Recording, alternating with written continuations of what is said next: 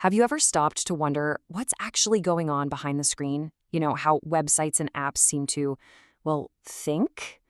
Today, we're going to pull back that curtain and look at the simple, fundamental logic that makes pretty much all software work. Let's dive right in. I mean, think about it for a second.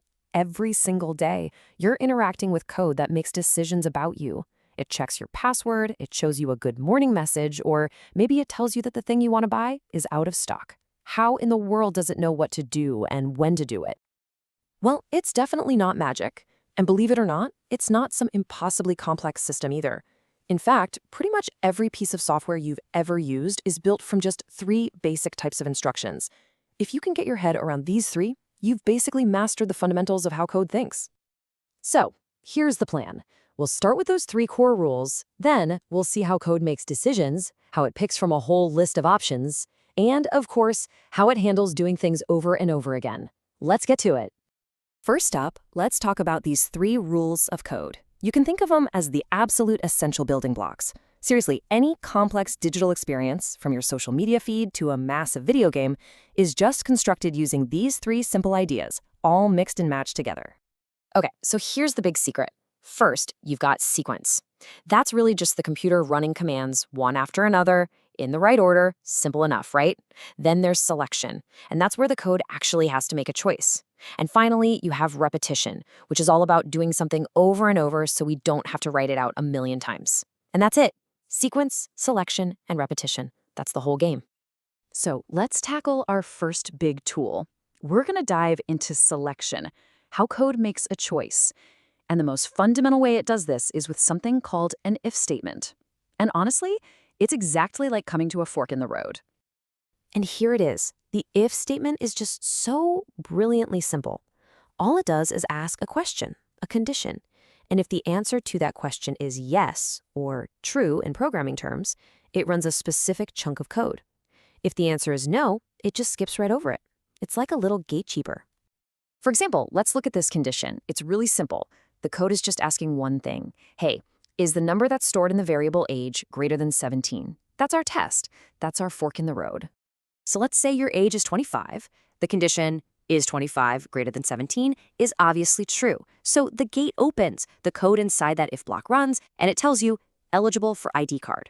Boom, the program just made a decision. But what if the age is, say, 16? Well, now the condition is 16 greater than 17 is false. This is where the else statement comes into play. It's the other path at the fork. The code skips the if block and runs the else block instead. The result? Not eligible for ID card.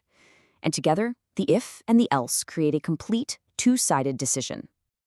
Okay, so if-else is perfect for a simple yes or no choice. But life's usually more complicated than that, right? What happens when you have tons of different options to choose from? That's our next big challenge, picking just one from a whole list of possibilities. Exactly. Just think about a school grading system. A score of 95 is an A, but 85 is a B, and 75 is a C, and so on. You can't really handle all of that with just one if-else statement. You've got a whole range of conditions you need to check. Now, you could try to solve this by just chaining a bunch of if statements together. You could ask, is the score over 90? No? Okay, well, else if it's over 80? No? Okay, else if. You get the idea. It works, but man, does it get long and super messy to read. And just look at this comparison right here. On the left, you've got that long, clunky if-else-if chain we were talking about. But on the right, you see this much cleaner, much more elegant structure called a switch statement. It's literally designed for this exact job, checking one variable against a list of possible values, or cases. It's just so much more organized. And hey, don't just take my word for it. As the source material for this explainer puts it, a switch statement isn't just easier for us humans to read, it's often more efficient for the computer to run too. It's about using the right tool for the right job. All right, so we've covered sequence and selection. Time to hit our third and final core rule of code, repetition. Now, this is where computers really shine, doing the same boring task thousands or even millions of times without ever getting tired or complaining. This is the incredible power of loops. At its heart, a loop is really just a block of code that the computer is told to run over and over and over again. Now, the absolutely crucial part is that you have to give it a condition to stop. If you forget that, you get what's called an infinite loop, and it'll just run forever. Now, there are a few different kinds of loops out there, but the one you're going to see most often is the for loop. I know, it looks a little technical at first glance, but its three-part structure is pure genius.